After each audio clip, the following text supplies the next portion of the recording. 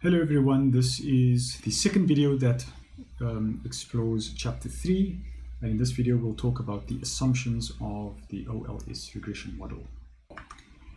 So in the previous video we introduced the regression model, that is the ordinary least squares regression model. There are other types of regression models, but in this course we only deal with the ordinary least squares regression model, which is determined using the estimators that we discussed in the previous video. Now we also talked about some of the properties of the regression line that is determined by using OLS, and we might call these the numerical properties, or at least that is what that is how it's referred to in your textbook. The numerical properties of the regression model. That's what we dealt with in the previous video. In this video, we'll be looking at what the textbook refers to as the statistical properties of the OLS estimators.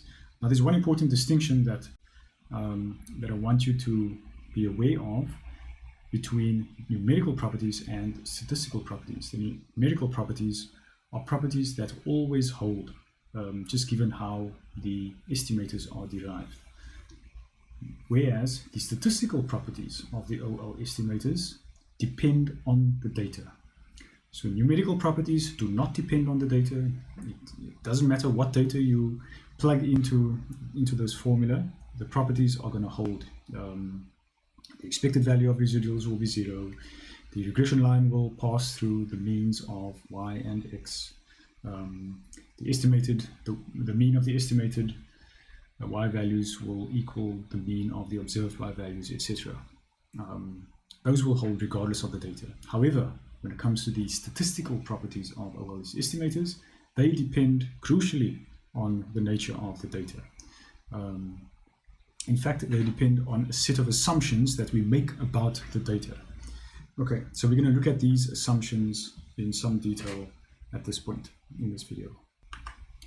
The first assumption is that the regression model is linear in the parameters. So we discussed in one of the early videos the distinction between linearity in parameters and linearity in variables.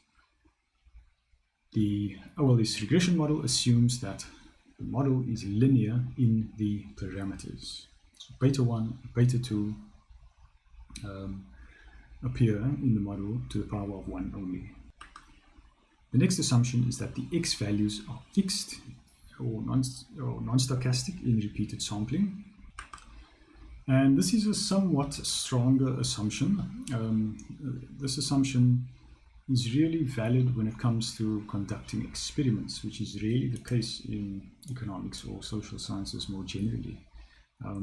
So the more general version of this assumption, which is given over here, is perhaps more applicable, and this says that there is no relationship between the x variables and the error terms. They are independent. Another thing to take note of is that in this instance we are assuming things about the population regression function, about the population model, not the regression model, not the estimated sample regression function. So although we never observe the population regression function, for our estimators to be valid estimates of population parameters, we have to make assumptions about the underlying population data or data generating process. And one of those assumptions is that the covariance of the x's and the error terms is 0. A third assumption is that the mean of the error terms at a given value of x is 0. So what this means is that any variables not included in the model will not systematically influence the error terms. In other words, it won't introduce a bias to our estimators.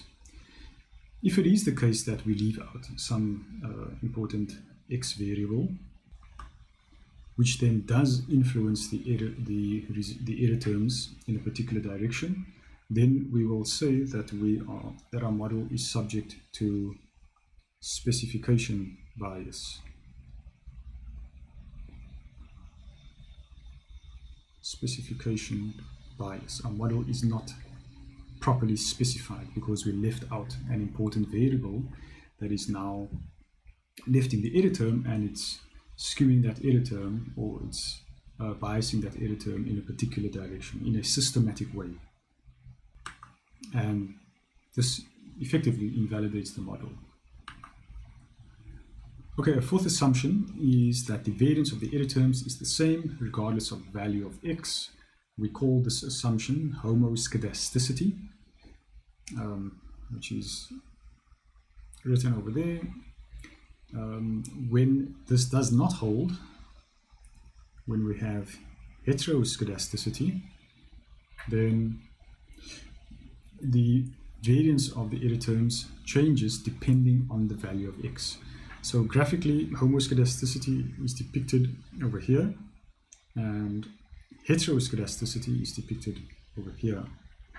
So the key thing to note is that on the left-hand side, where we have homoscedasticity, regardless of whether we have whether x takes on the value x1, x2, or xi, the variance looks the same, right? So the spread of values about the mean value of y for the given x value is the same. If, however, we look at the case of heteroscedasticity, we notice that for x1, for instance, we have a fairly narrow dispersion of values about the mean, implying that the variance for x1, the variance of y for x1, well, the variance of the error terms for x1 is lower than the variance for the error terms given x2, which is in turn lower than the variance of the error terms given xi in this case. Now, when we have heteroscedasticity in the data, our OLS estimators again become invalid. And to estimate more valid or to determine more valid estimators or estimates for our beta 1 and beta 2 parameters, we may have to use a different technique other than OLS. So something like weighted least squares, for example, which you'll learn about in a later course. The fifth assumption is that there is no autocorrelation between the error terms.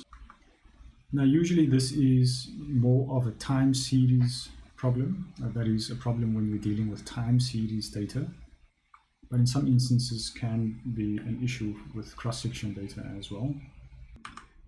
One of the implications of this assumption being potentially violated is that the OLS estimators will lose efficiency, and we'll just mention some of the properties of the OLS estimators in a moment. But it's important to note that all of these properties that we'll talk about shortly rely on these assumptions all holding. Okay, couple more assumptions. Number 6 is that the number of observations must be larger than the number of parameters to be estimated, and the x values cannot all be the same. It's sort of an obvious one. And then later on, or at least in a third year course, you might introduce the bottom two assumptions as well, which is that the regression model must be correctly specified, and there should be no exact linear relationship between the independent variables. Okay, let's talk about the properties of the OLS estimators. And these will all look very familiar to you because you've seen them all in Appendix A with other estimators that we talked about. So the first property is that they are linear. They are linear functions of the random variable y. Secondly, they are unbiased. Again, unbiasedness implies that the expected value of the estimator is equal to the true value of the population parameter. Thirdly, they are efficient, implying that minimum variance, they have minimum variance in the class of all linear unbiased estimators. And then finally, they are consistent, which is an asymptotic property, saying that as the sample size increases, that is, as the sample size grows to approach or converge on the population, the estimators become closer to the true population. The values of the estimators become closer to the values of the true population parameters. Now it's important to note that, and again, these first three properties we have a shorthand for, which we call blue, right? Best linear unbiased estimator. Another important thing to note is that all of these properties are dependent on the assumptions that we discussed just a moment ago. If some of these assumptions break down, if they don't hold, then these properties, one or more of these properties will no longer hold. And I'll refer you to the lecture notes for a more in-depth discussion on that.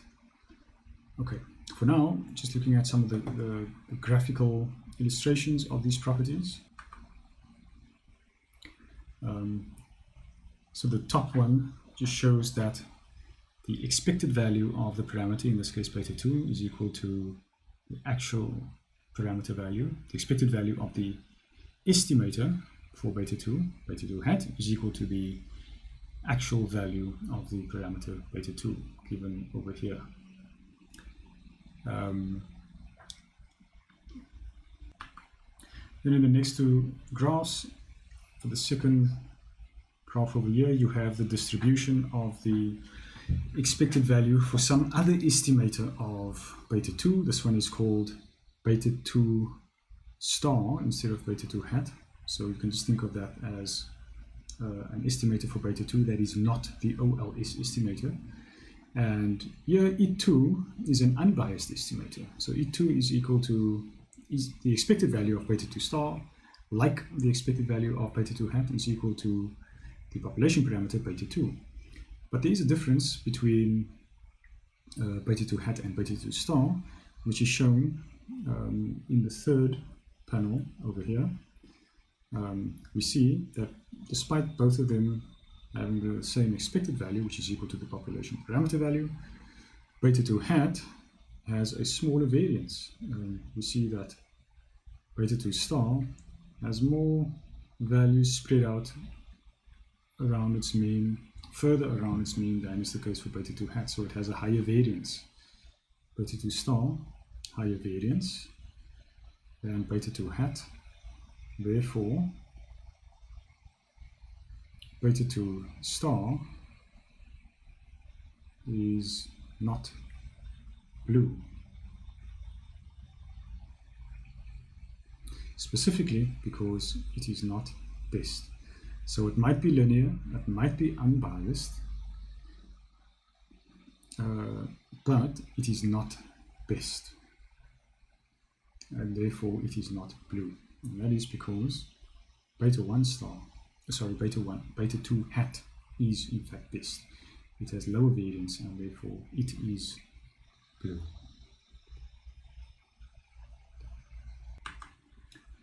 Okay, and that brings us to the end of this video. In the next one, we'll be looking at the total sum of squares, explain sum of squares, etc.